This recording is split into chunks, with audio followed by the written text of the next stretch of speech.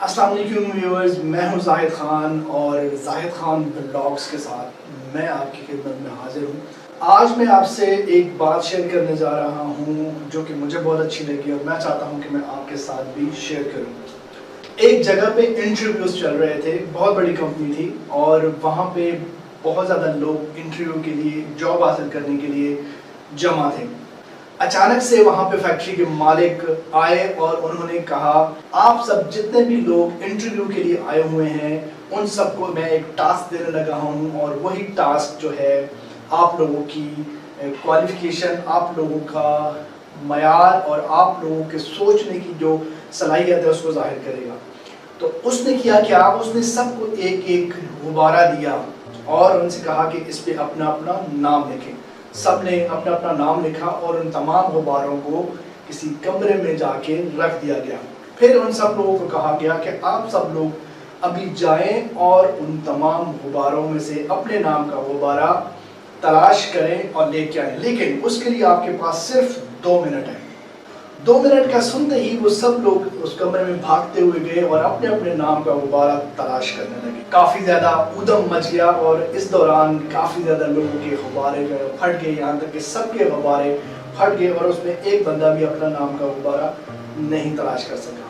وہ سب لوگ باہر آئے، فیکٹری کے مالک نے ان کو دیکھتے ہی کہا کہ کیا ہوا، آپ میں سے کوئی بھی اپنے نام کا غبارہ نہیں لے کے، آپ سب لوگ تو خالی ہاتھ آ گئے ہیں۔ تو سب نے کہا کہ ہمیں اپنے نام کا غبارہ نہیں ملا، ہمیں دوسروں کے نام کا غبارہ ملتا تھا اور ہم اپنے نام کا غبارہ اتنے ٹائم میں نہیں ڈھونڈ سکے۔ تو انہوں نے کہا کوئی بات نہیں، ایک دفعہ اور ٹرائی کرتے ہیں۔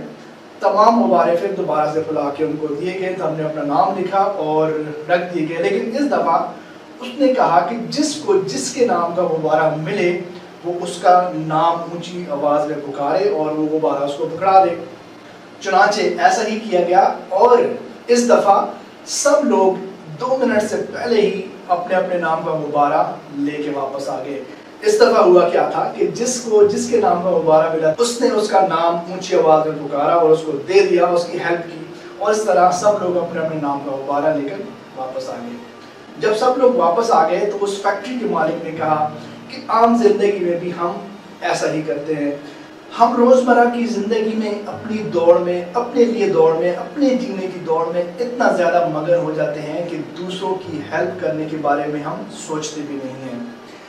جب ہم دوسروں کی ہیلپ کرتے ہیں تو الٹرنیٹلی وہ ہم اپنی ہی ہیلپ کر رہے ہوتے ہیں، کیونکہ جب ہم دوسروں کی ہیلپ کرتے ہیں تو اللہ تعالیٰ ہمارے لیے ایسے راہیں کھول دیتا ہے، ایسی جگہوں سے ہمیں ہیلپ آنا شروع ہو جاتی ہیں جو ہمارے ویم و گمان میں بھی نہیں ہوتی۔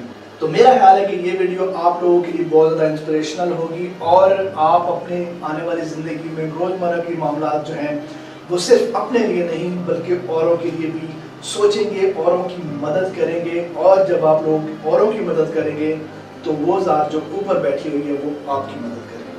اگر آپ کو یہ ویڈیو پسند آئی ہو تو اپنے دوستوں میں شیئر کریں اور اس میسج کو زیادہ سے زیادہ لوگوں تک پہنچائیں تاکہ ہم اپنے روزمرہ کے جو معاملات ہیں وہ ٹھیک کر سکیں۔ ہو سکتا ہے یہ ویڈیو کسی کی زندگی بدل دے۔ زاہد خان کو دیجیے اجازت، انشاءاللہ پھر کسی ویڈیو میں آپ سے ملاقات ہوگی۔ تب تک اپنا رکھیے گا بہت سارا خیال اور اپنے ساتھ ساتھ اپنے ان تمام لوگوں کا بھی خیال رکھیے گا جو آپ لوگوں کے ارد گرد رہتے ہیں۔ تھینک یو سو مچ، اللہ حافظ۔